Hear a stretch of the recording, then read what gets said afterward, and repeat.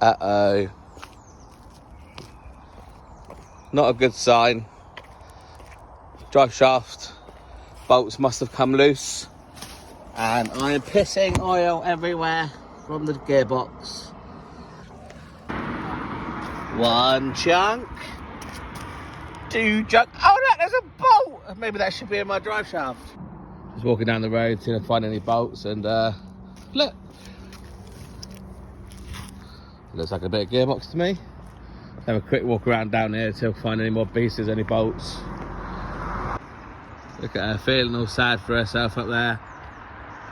Believe it or not, today we're actually going to redo the entire exhaust system. That's exactly where I was off to.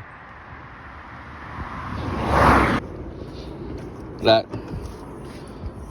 I've got all the stuff in my car to do the exhaust, all the new exhaust parts and everything. Well done a lot to do the exhaust on the car today, and then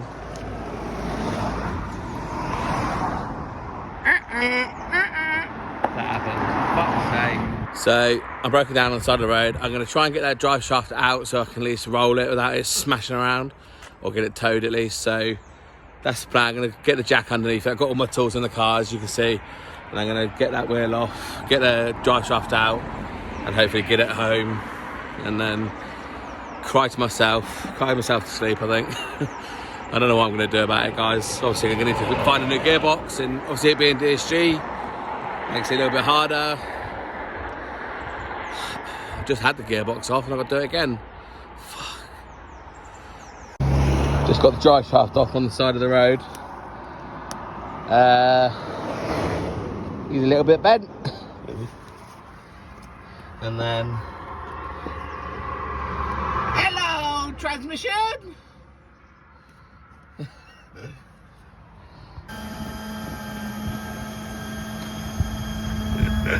Fuck you know. Not how I saw today going. So today didn't quite work out as the plan. So the plan was to come to my mate's house because he's got a lift to basically redo the exhaust from the downpipe all the way back. And yeah, drive shaft came loose on the way here and smashed a hole through the gearbox. So we made it to the garage, I got it recovered, and we got up on it and starting to strip the front end off because we got to replace the gearbox. So might as well make a start on it. So I'll just show you the damage of the gearbox. So try and get in there for you. So you see that big hole there? Yeah, there shouldn't be a hole. So what happened is the bolts had come loose on the flange there and then swung around while I was driving and smacked a massive hole through it. So luckily managed to get it recovered here. It actually drove onto the flatbed and drove down to this driveway. So it still had enough oil in there to create pressure for the clutches. So we're going to strip the front end off. We're going to actually get the engine out this time rather than doing it with the engine in. That's one of the biggest issues we had last time with doing the clutch backs. So got to find a new gearbox. We're going to get this engine out. We're going to replace the gearbox, put the new clutch packs into the replacement gearbox, and then probably build a downpipe while the engine's out of the car, just to give it a bit more access. So yeah, we was meant to be doing the exhaust in this episode, but it looks like we're replacing the gearbox instead. That's how we got so far. Just got the front end off, which, you know, sort of like half an hour's work. So just got to get the rest of the stuff off in preparation for getting the new gearbox. So all we're doing here, guys, is basically just removing all the wires that are connected to the engine, removing all the coolant hoses from the back of the engine where it goes to the heater matrix, the exhaust downpipe, the dog bone and the prop shaft from underneath the engine, and anything that seems to be connected to the engine, back lines, etc. We're just removing so that we can drop the engine out. Anything connected you need to unplug. Because it's a turbo, there's access to pretty much everything, so it's a really easy job. This probably took us around half an hour or so to get to this point. Okay guys, got the engine out now. It was a fairly simple job, to be fair. Getting it sort of from there though onto here was a nightmare because of the gravel, but got it out now. So got a couple of things I need to do today. So obviously the gearbox needs to be replaced, and I need to, while it's out at some point, I'm gonna try and do the downpipe maybe, but don't hold me to that. I might just put a new gearbox on and whip it into the car, just so I can have a car again, and then do that at a later date. I'll decide as I go.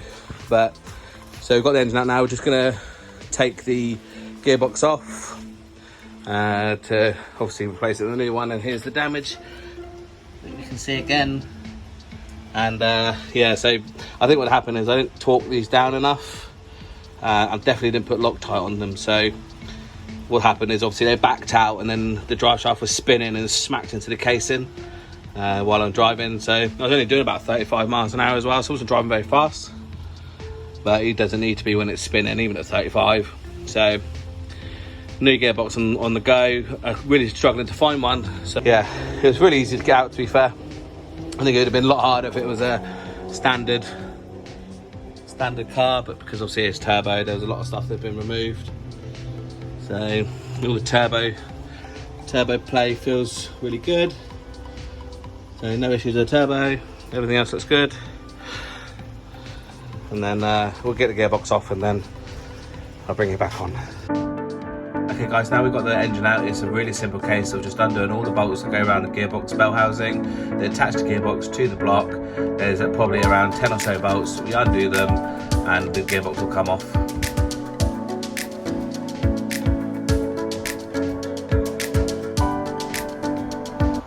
Alright guys, it's a few days later. I've managed to source myself a gearbox. Went up to Birmingham last night to get the same code gearbox as I've got, which is HXZ. So we've now got the gearbox. I'm just stripping it and replacing the clutch packs to put the Mark 7 Golf ones back into the new box as they're brand new clutches.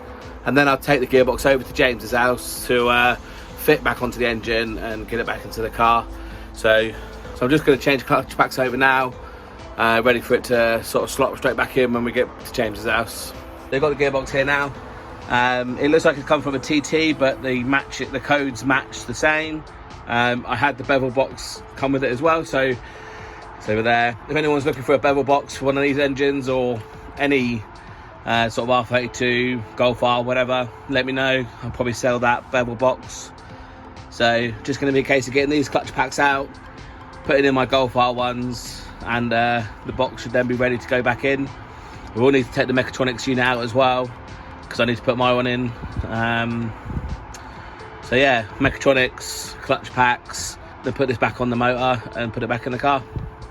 So I'm just taking the mechatronics case off because I left the 14mm Allen key at James's house to drain the box. So I'm having to drain the box by the mechatronics cover, which is lovely. This box definitely was due a service. So we've got some nice fresh oil going in there. Once it gets back in the car. So yeah, just draining it nice and slowly, and hopefully make sure it goes all in the bucket rather than over the floor. I've already made a mess of the floor trying to get it up here. So yeah, just going to carry on doing this, get the mechatronics out, and then start on the clutch packs.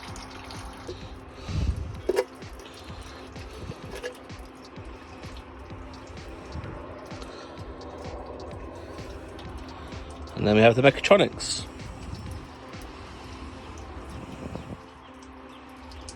Just hope we don't find any nasty surprises like loads of metal shavings or something. So it's a case of just take these dark bolts here, take them off. There's a few of them around the perimeter. The mechatronics unit will slide out. There's a long prong here, just this plastic prong that goes all the way back, so just make sure you don't snap that and you should be good to go. One thing I have noticed is there's a bit of rust on these solenoids, so there must have been moisture getting in here at some point. It doesn't look too bad, but you can see like it wipes off, so there must have just been a bit of condensation in here. I mean, this has stood for a while, so it could just easily be it. So I put that down to it just being stood for a while, because it easily just rubs off.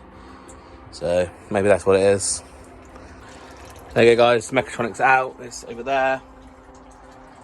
And so it was just basically the bolts around the perimeter. They were these style bolts, they all look the same.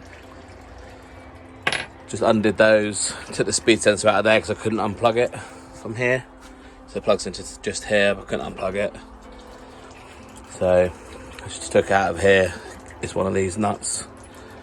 It's one of these bolts, shorter than the rest. But the speed sensor just goes in there. But got it out now, so just draining the oil.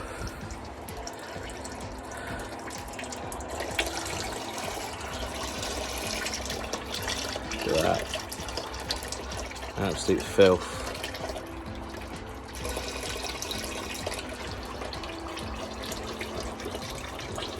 And get as much of this out, and then I can start on the clutch backs.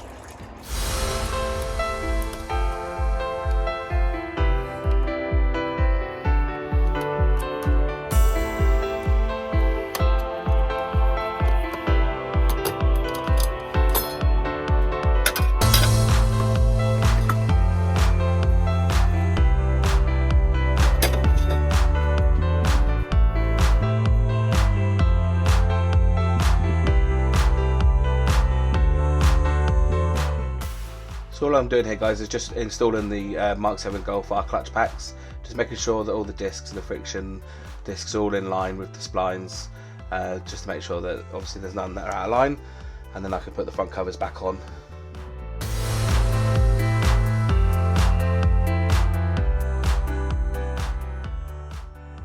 So quite quickly, guys, what I need to do is I need to measure one of the shims that's closest to 2mm. Once I get the one that's closest to 2mm, put it on there. Then I measure the play on the end of the shaft, so the shaft play. Then I measure the play on the clutches, and then I take one from the other and add it to 1.85mm or so. It's very complex, so I won't educate you guys on it, but there's other videos that show you better.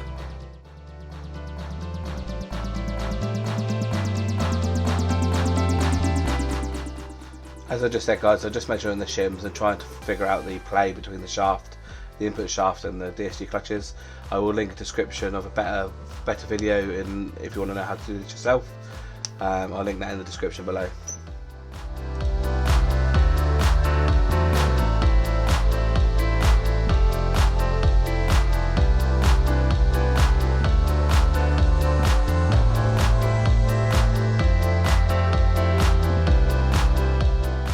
And now that's all done, I'm just putting all the covers back on with the retaining clips, and then putting the main cover back on with its big retaining clip too.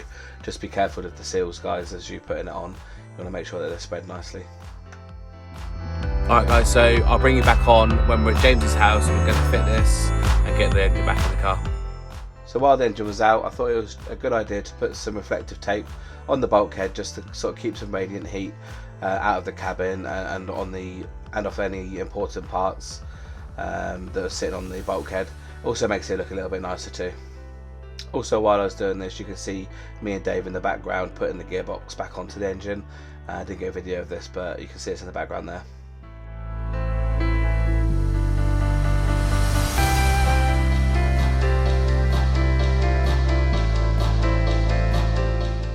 As you can see, guys, we're struggling to get the engine around. There's three of us there trying to move the engine crane around. It's because there's stones there, it's not easy to move the engine crane around with all that weight. But as you can see, we quite easily get it in there, just with a little bit of muscle. And you can see it's pretty easy to get mounted once it's in position.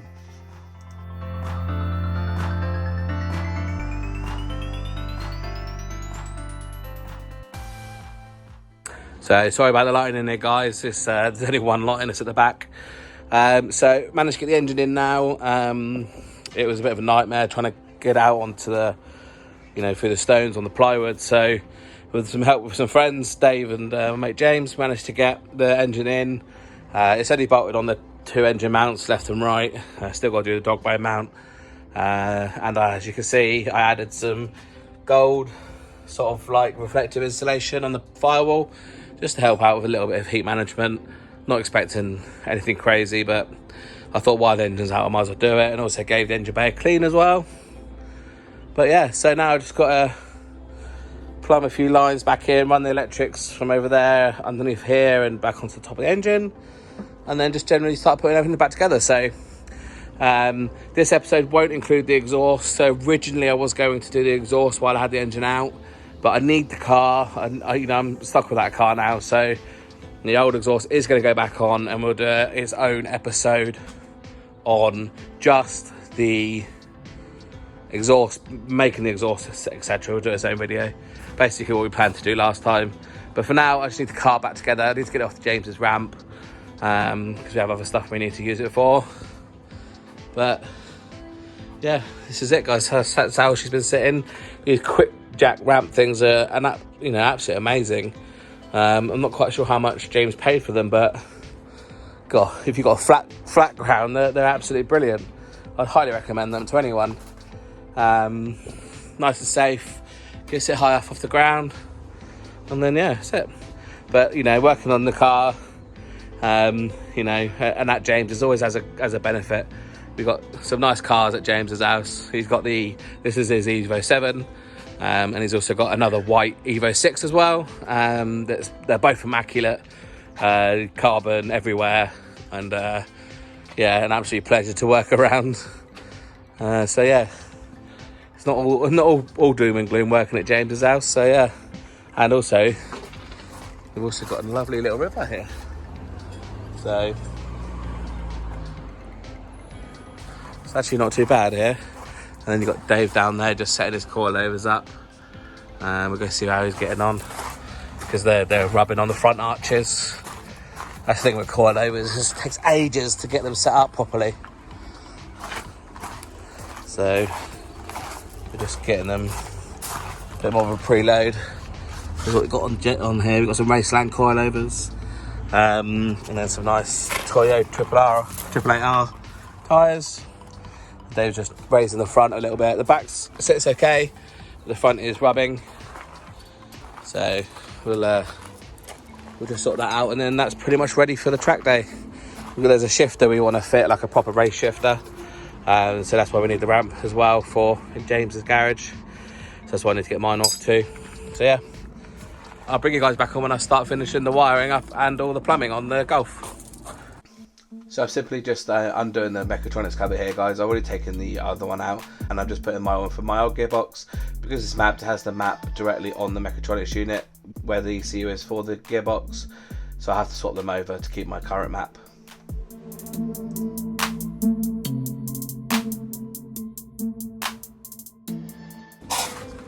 So then, guys, basically we're back on it. Obviously seen from the time lapse, I don't have my tripod, and I really can't find it, so I thought I brought it here with me, but I just can't seem to find it. So I'm having to sort of put you up on the top there, sort of slide you in between the gap in between the panel and the support, just so I can give you guys some time lapse footage. But this is where we are at the moment. I got my old mechatronics in there because it's been remapped. So my old mechatronics in there, so that shouldn't cause any issues at all. Should work fine. And I'm just starting to relay the wiring underneath the inlet manifold, plug in all the sensors there. And then when I've done that, I'll be able to start putting the coolant hose on, throttle body on, and then pretty much getting the front end buttoned up, and then I can work on the drive shaft, dogboy mount, prop shaft, and then the inlet stuff for the turbo, boost pipes, etc. So it'll be a lot of time lapse in this video. I haven't got the tripod, which is a bit annoying, so you'll see a lot of time lapse, probably from the top down, but it's probably pretty much all the footage I can give you, unfortunately, unless I find my tripod somewhere. And if I do, then I'll set that up properly for you. All I'm doing here, guys, is I'm just feeding the wires through. There's probably 5-6 wires here that just need to plug into the various sensors for your oil pressure, oil temperature, knock, etc. So just feeding them across. It's simple enough job to do.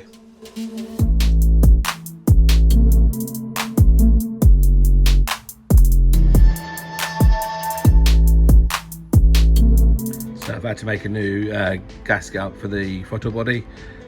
These I made one up obviously originally when I did it, but when you take them off they stick. So the gaskets kind of stick together on the mating surface, so you have to renew it every time you do it. So I just simply cut it out of a razor blade from sort of the material that I got. So that's the original material that I got originally. So I've done that one bit of card. I've done 3 of these gaskets now.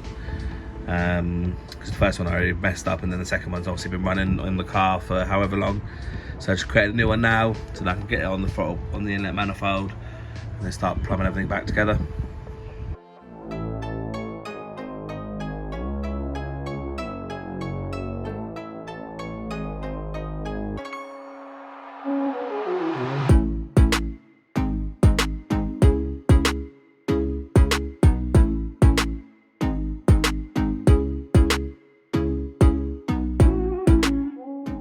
Now the wiring's pretty much done down below underneath the intake.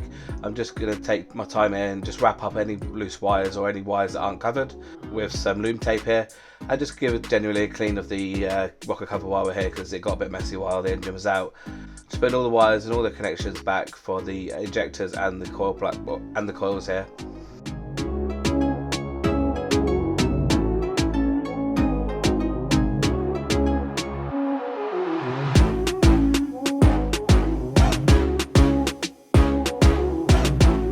Guys, I've just taken the oil filter out from the DSG gearbox, and look at the state of the oil filter that I just pulled out of the gearbox that I just bought. Look at the state of that. That was overdue a service by many miles. So guys, your oil filters will disintegrate if you don't change them regularly. Look at the state of that. Let's just hope it hasn't caused an issue in the box. Let's get my new one on there. We're making some good progress here, guys. I'm just bolting back on the vacuum station that runs all the vacuum lines from the inlet.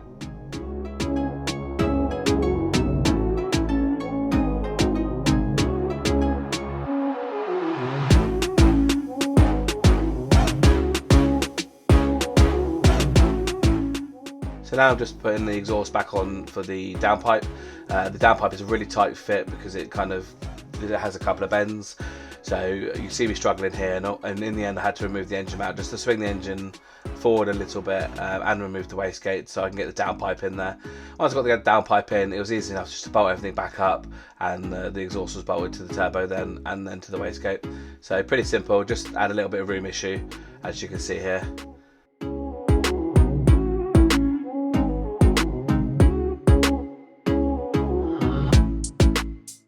Now I'm just filling the DSG box with oil while I'm messing around with the exhaust. It takes an absolute age for this oil to drain into the gearbox, so do it while you're doing something else is my advice while you're doing that. As you can see, it just takes ages to drain.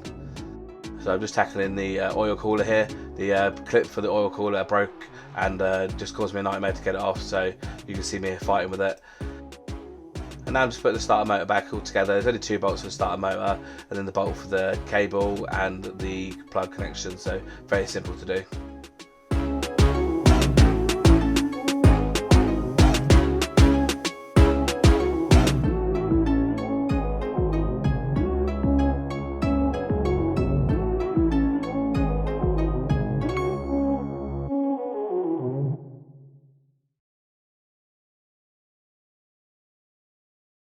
Right guys, so basically I've got everything plumbed up minus the 2 front drive shafts and obviously the boost piping on the front end. So all the electrics are done, DSG box full of oil, everything's all connected.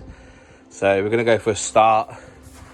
I just want to start it to see, make sure it starts after obviously removing the engine. So it will run rough, but at least we'll know if she starts.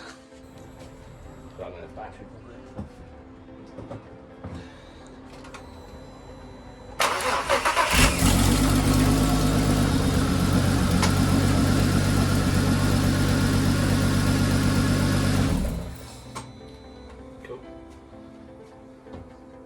Yeah, so she starts, as you see. It sounds nice and quiet. There was no, I didn't hear any sort of not misfires, but like leaks on the exhaust. So That's all good. I'm just gonna take a break for today, come back tomorrow or another day, and obviously it'll be instant for you guys, but I'll be back in a few days, finish the rest off, get the front end on, get loads of water in there and stuff, and should be back to driving that. And also the next episode will be the exhaust. So I was gonna do it with the with the engine out, but I need the car, so I'll do the exhaust afterwards and put that in a separate video like this video was meant to be.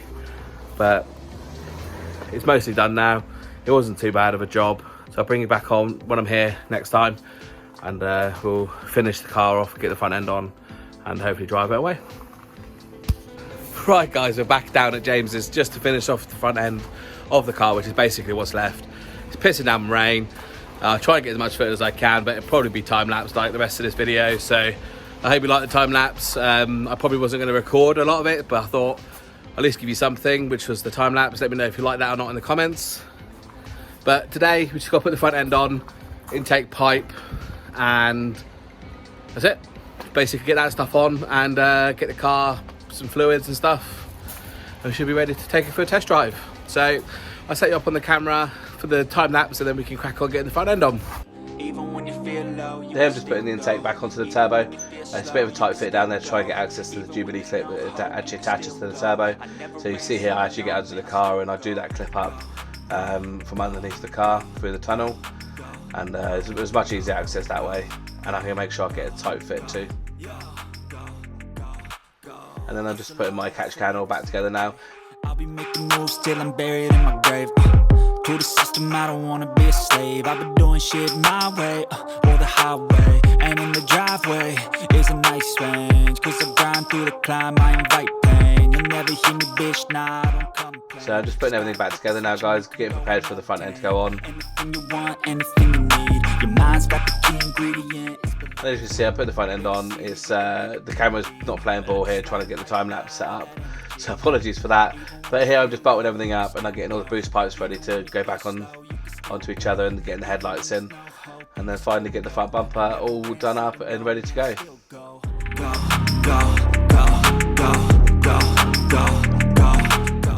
Right guys, basically got the front end, the subframe, the support, the crash bar, intercooler, everything all plumbed up now. Intake on, boost piping on. I just need to tighten that clamp up. Everything back together. Just need to put the bumper on, and then the hood, the bonnet, hood, wherever you are in the world. But I'm just going to start it, and I'm going to let it warm up, put some coolant in, and see if I've got any issues with the exhaust. If not, then wheels on, bonnet on, hood on, and then should be good to go. So I'm just going to do a start now. Fingers crossed for me.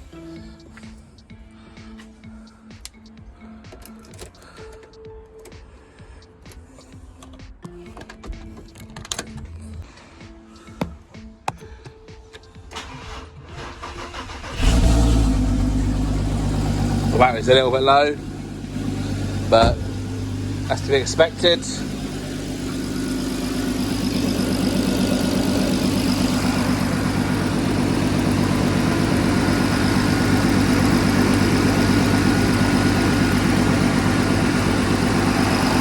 Checking for any exhaust leaks, guys.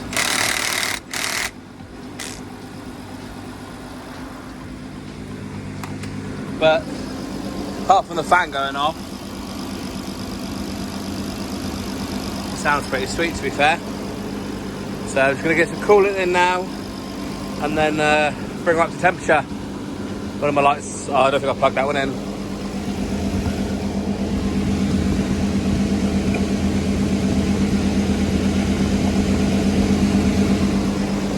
There we go, both working now. But let's get some coolant in there and let's get on a test drive. What I'm doing here, guys, is I'm just filling up the engine with half deionized water and half coolant, concentrated coolant, and I'm letting the car idle, turning it on and off, and giving it some revs to bleed the system. So then, guys, it's been a really good day today. I've just parked up around the corner from James's after a quick test drive, and it's driving absolutely fine. I've done the clutch and gearbox adaptations from the basic settings. and yeah, she's driving lovely. No issues with her at all. I found out I didn't actually connect the bonnet latch, so I've closed the bonnet and now I can't get it back open, so I've got to try to figure that out. But all in all, it's running nice. She's boosting lovely, so I'm going to call this one a success. Not really many sort of issues along the way. Obviously that snap bolt in the gearbox, but that's just me being too ruthless with stuff. So, but other than that, engine in and engine out, engine in, new gearbox, everything seems to be working fine. So I'm definitely going to call that a success. I'm going to leave the video here now, guys. I hope you enjoyed the sort of the time lapse. I originally wasn't going to film any of it and just sort of keep you up to date with just updates, but I've done that in my last few videos, so I thought actually I'll give you guys some time lapse. So let me know in the comments whether you like the time lapse or not, and I'll do that in the future. So guys, don't forget to like and subscribe. I really appreciate every person that likes and gives me a comment and every subscriber I have. So thank you very much, and I will catch you on the next one. I know you told your friend you're not okay, and tell me what's wrong and why you never said you felt that way. Guess you're trying